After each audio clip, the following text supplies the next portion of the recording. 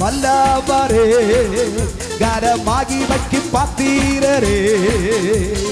ஆகாதது என்று ஏதும் இல்லை உம்மா, ஆகாதது ஒன்று இல்லை. பலர் சொல்றாங்க நீ சும்மா விவரம் இல்லாத ஜெபம் செய்யாத.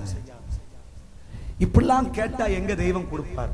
உன் வாழ்க்கைக்கு ஏத்தாப்புல ஜெபி அப்படின்னு பல பேர் உன்கிட்ட சொல்லலாம். விரக்தி அடையத்தக்க வார்த்தைகளை பேசினாலும் உன் விசுவாசத்தை விட்டு விடாதே.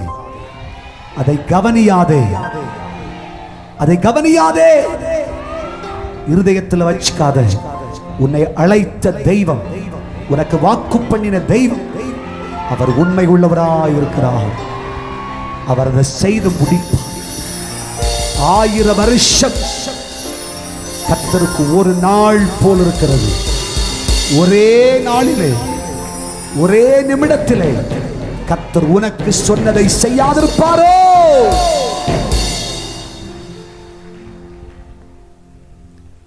தேசத்தை வேவுவாப்பதற்கு புறப்பட்டு போனவர்களில் 10 பேரும் சொன்னார்கள் அவர்கள் ராட்சசர்கள், அவர்களோடு யுத்தம் பண்ணினால் ஜெயிக்க மாட்டோம். ஆனா 2 பேர் சொன்னாங்க இல்லை, கர்த்தர் நம்மோடு இருக்கிறார், கர்த்தர் யுத்தம் பண்ணுவார். அவர்கள் நம்முடைய பார்வைக்கு ஒன்றும் இல்லை. ஹல்லேலூயா. அவருடைய பார்வைக்கு கொஞ்சமானவர்கள். அதை பத்தி யோசிக்காதீங்க. கர்த்தர் நம்மோடு இருக்கிறார். நாம் யுத்தத்துக்கு போவோம், அவர்களை ஜெயிப்போம், அவர்களை பிடிப்போம், அவர்களை அழிப்போம். நம் ராஜ்யம் ஸ்தாபிக்கப்படும். கர்த்தர் நம்மோடு இருக்கிறார். குடும்பத்துல குடும்பத்துல குடும்பத்துல குடும்பத்துல உடன் பிறந்தவர்கள், உன்னோடு ஊழியம் செய்கிறவர்கள், உன்னோடு விசுவாசியாய் இருக்கிறவர்கள் உன்னை மனம் தளர்ந்து போக செய்வார்கள். நீ அதை கவனியாதே. கர்த்தர் சொல்றார், அதை கவனிக்காத. விசுவாசத்துல ஜெபிச்சிட்டே இரு, ஸ்தோத்திரம் பண்ணிக்கொண்டே இரு. கர்த்தர் சொன்னதை செய்யும் அளவும் அவர் தாமதம் செய்வதில்லை, அவர் மௌனமாய் இருப்பதும் இல்லை, தன் கிரியையை அடக்கிக் கொள்வதும் இல்லை.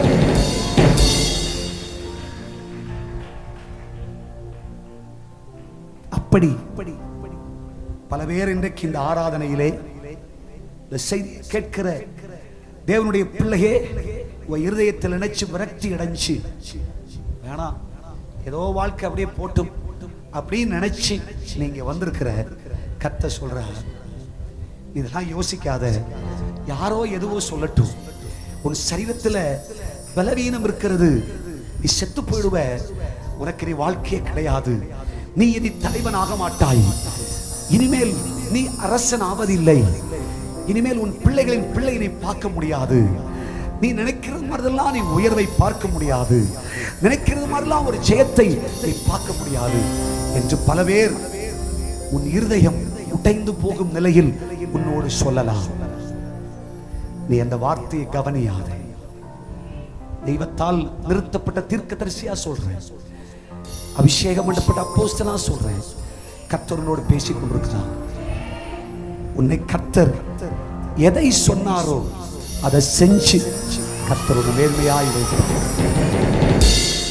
ஆகையால் நீ வேறு எதற்கும் செவி சாய்க்காதே, தேவனுடைய வார்த்தைக்கு மட்டும் செவி சாய்த்து, பரிசுத்த ஆவியானவருக்கு மட்டும் செவி சாய்ச்சுக்கோ, வசனத்துக்கு மட்டும் செவி சாய்ச்சுக்கோ.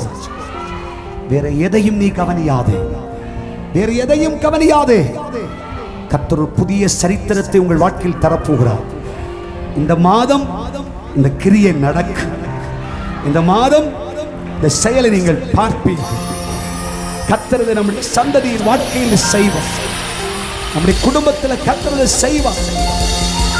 உன் இருதயத்தை இழைக்க பண்ணினவர்களுக்கு முன்பாக கர்த்தர் உன்னை மேன்மைப்படுத்தி உன் தலையை எண்ணெயால் அபிஷேகம் பண்ணுவார். சபையே, உன் காதுகளை விருத்த சேதனமுள்ள காதுகளாய் வைத்துக்கொள். அப்பா சொல்ற வார்த்தை மட்டும் நீர் பேசும், நீர் சொல்றது மட்டும் என் காதுக்கு வந்தா போதும் ஆண்டவரே.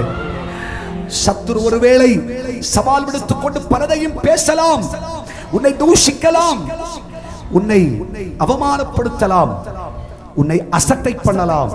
நீ கலங்காதே. உன்னை அழைத்த கர்த்தர் அவர் சொன்னதை செய்யும் அளவு தெய்வ சமூகத்தில் பொறுமையோடு இரு. கர்த்தர் உனக்கு பெரிய காரியங்களை செய்ய போகிறார். கர்த்தருடைய வார்த்தையின் மேல் வைத்த விசுவாசத்தை விட்டு விடாதே. ஒரு தொட்டு வார்த்தை ஆண்டவர் உனக்கு போட்டு தந்தார்ல, ஒரு சின்ன துண்டு வார்த்தை ஆண்டவர் போட்டு தந்தார்ல, அதை இதயத்தில் பதிச்சு வச்சுக்க. அது நடக்கும், அது நடக்கும், அது நடக்கும், நிச்சயமா நடக்கும். கர்த்தர் செய்வார், கர்த்தர் செய்ய முடியும். நம்ம சபைக்கு செஞ்சு சொன்னதை ஆண்டவர் செய்வார். நம் குடும்பங்களுக்கு சொன்னதை கர்த்தர் செய்வார். உனக்கு சொன்னதை கர்த்தர் செய்வார். சர்வ வல்லவரே, கரமாகி வைக்கி பாத்தீரரே, ஆகாதது என்று ஏதும் இல்லை, உம்மா ஆகாதது ஒன்று இல்லை.